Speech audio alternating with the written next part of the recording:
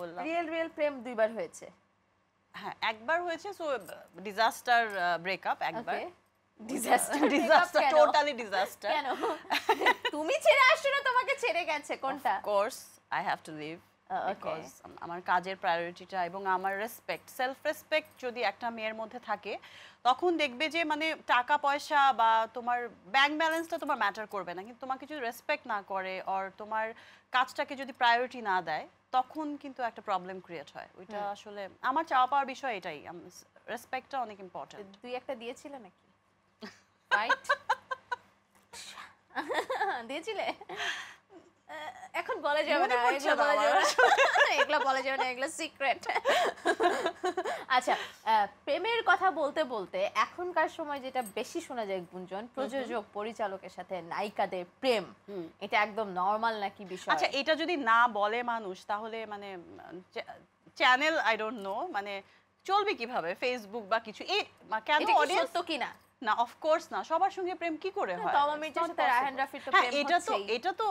এটা তো ওদের রিয়েল প্রেম, মেবি। হ্যাঁ, ওরা ডিক্লেয়ার করছে, ইয়ে করছে না, মাঝে মাঝে যে বলে যে সবাই সবার সঙ্গে প্রেম করছে, ইজ ইট পসিবল? বাট ওরা বলে না, এটা পসিবল না। তোমার সাথে কোনো পরিচালকের প্রেম হয়েছে কখনো? প্রেম না, একটা ফ্রেন্ডশিপ হয় বা বন্ডিং ক্রিয়েট হয়, বন্ধুত্ব হয়। দেখো, যদি ফিল্মের বিষয়টা বাদ দিই, একটা জবের ক্ষেত্রে বলো, মাল্টিন্যাশনাল কোম্পানির কথা বলো, বা যে কোনো একটা সেক্টরের কথা বলো, ইউনিভার্সিটিতে টিচার অ্যান্ড স্টুডেন্টের কি হয়, আবার অনেকের ফ্রেন্ডশিপ হয়, শুধুমাত্র ফ্রেন্ডশিপ। সো একটা গুড বন্ডিং ক্রিয়েট হলে, আমাদের সেক্টরটা হচ্ছে ক্রিয়েটিভ সেক্টর, সো এখানে যদি অনেক মাইন্ড শেয়ারটা না হয়, কাজটা বেরিয়ে আসবে না। মানে আসলে আমি কি টাইপের ক্যারেক্টার পোর্ট্রে করবো, এটা আমার বুঝতে হবে আগে, এবং আমি কতটা দিতে পারবো স্ক্রিনে, যেন রিয়েল। তাহলে ডিরেক্ট জিজ্ঞেস করি, এত ঘুরিয়ে না পেঁচে ডিরেক্ট জিজ্ঞেস করি, যেহেতু দর্শক জানতে চান, আমরাও আসলে মিডিয়া ইন্ডাস্ট্রিতে ঘুরে ফিরিয়ে অনেক কিছু শুনি। মিডিয়াতে তো অনেক কথা আসলে ঘুরে, খবর গুঞ্জন যদি বলো, খবর যদি বলো, তো সাকিব সাওনেটের সাথে তোমার কি এরকম কখনোই কোনো রিলেশন ছিল কিনা, যেটা তোমার বন্ধুত্ব ছিল কিন্তু অনেকে ধরে নিয়েছে যে তোমরা প্রেম করছো, বা আসলে প্রেমও কি ছিল কিনা? অবশ্যই কিছু একটা তো ছিল।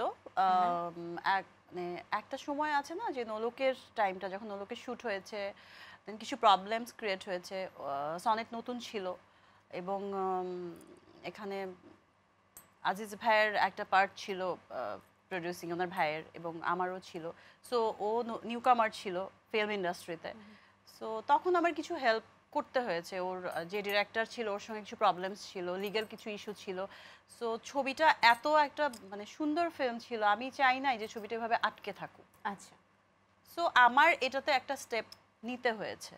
এইটা থেকে আসলে অনেক কিছু গড়িয়েছে, কিছুটা পজিটিভ নেগেটিভ অনেক কিছু হয়েছে, অনেক কিছু বলেছে। এত সুন্দর করে তুমি আমার কথাটা কি করে বললে, আমি তো বলতে পারছি না। না, তুমি যখন বলছো জাস্ট লাইক দ্যাট, যে আমি হেল্প করছি কিন্তু আলটিমেটলি আমি ফেসে গেছি, খাল কেটে ঘুমিয়ে আনলে তো এরকম হয়, আর তো কিছু হয় না। বাট দিন শেষে Nolok was a very good movie, blockbuster movie, of course, এবং সুপারস্টার শাকিব খানের সাথে তোমাকে এত সুন্দর লেগেছে, পছন্দ করেছে। হ্যাঁ, এত সুন্দর লেগেছে। জুটিবদ্ধ এই জুটিটাকে আসলে আমরা পরে আর দেখিনি, সেটা একটা আমাদের ৬টা-৭টা মুভি একসঙ্গে ছিল, হ্যাঁ, এরপর আর কন্টিনিউ দেখা হয়নি, ইট কিপস চেঞ্জিং, সেগুলো নিয়েও কথা বলবো।